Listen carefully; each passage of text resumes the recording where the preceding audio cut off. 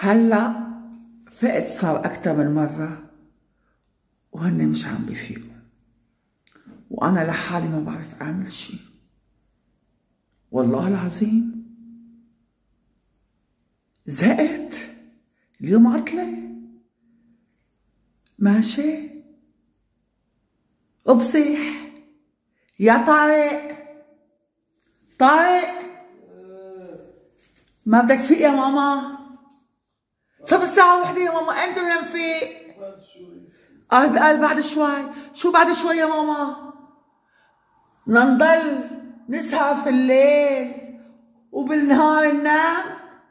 هيدا اسلوب حياة؟ بدنا نضل هيك عايشين؟ ما كنتوا تعملوا شي بحياتكم؟ امبارحة الله يرضى علي ايه نظف لي المطبخ.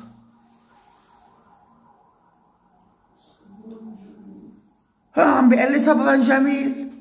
مو عاجبه هيك بدنا نعيش؟ بكره انا بترك الشغل، كيف بدنا نعمل؟ كيف بدنا نعيش؟ ماشي. بيقولوا لي اللي تركوا الشغل كلياتنا هيك، يعني ما تتضايقي ما تزعلي، ايه كلكن هيك. اللي ترك الشغل اقل شي عنده جوز، عنده حدا بيدفع عنا اجار البيت اقل شي. إيه انا ما في حدا، شو بقى بدي اشتغل؟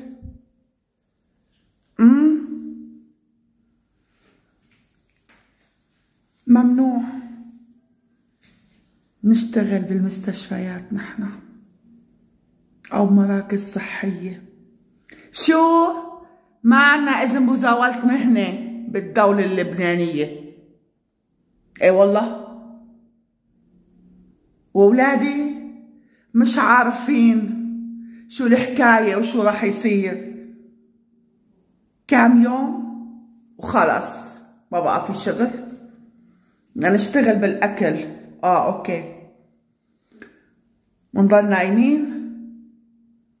قولوا لي انتو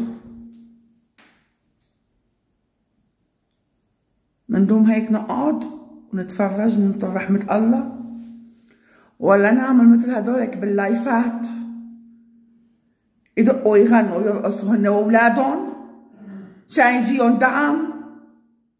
اي ما بيطلع بايدي اعمل هيك. وكيف المشاهير عم بيحصلوا مصاري ما عم بعرف. انا اليوم فاتلة معي، اوكي، الحكاية كلها فاتلة معي. ماشي. وفيق يا طارق، فيق يا ماما حتى نتفاهم مع بعض. فيق. عم بطلع فيني مو عاجبه الكلام. لك لسه فنجان قهوة ما شربت. وجعت والله العظيم جعت. وانا ما بعرف. بشتغل بالاكل وبحب اشتغل بالاكل، بس طارق هو ايدي اليمين ما بحسن. لسه عم بتتاوب. صارت الساعة 1 الظهر، حدا بضل نايم لهلا؟ فيق يا امي فيق، خلص بقى فيق لنشوف هلا. ايه الساعة 1 يا ماما؟ 12:30. بيقول 12:30. شو يعني؟ فرقت نص ساعة يا امي؟ خلص بقى. على فكرة مش عم مثل، عم بحكي هيدا جد، اوكي؟ عشان ما تفكروا عم مثل. مش عم مثل هلا، لانه خايفة ليصير لي شي فبدي اعبر. لازم تشوفوا تعطوني رأيكم. ماشي؟ مو ما تعلقوا، علقوا، اكتبوا بالكومنتات، اعملوا لايكات، بلكي الله بيفرج علي وبيحن على هالولاد بصيروا. شكرا لكم، اشتقت لكم على فكرة. صار لي زمان ما طلعت لايف، بس لساتني شوي متضايقة. قولوا يا رب. هلا رح نشوف اكيد اليوم رح اعمل لكم فيديو تاني لنشوف انا وطارق شو بدنا نعمل اليوم. لازم احكي معهم صح، لازم يستوعبوا. يلا باي.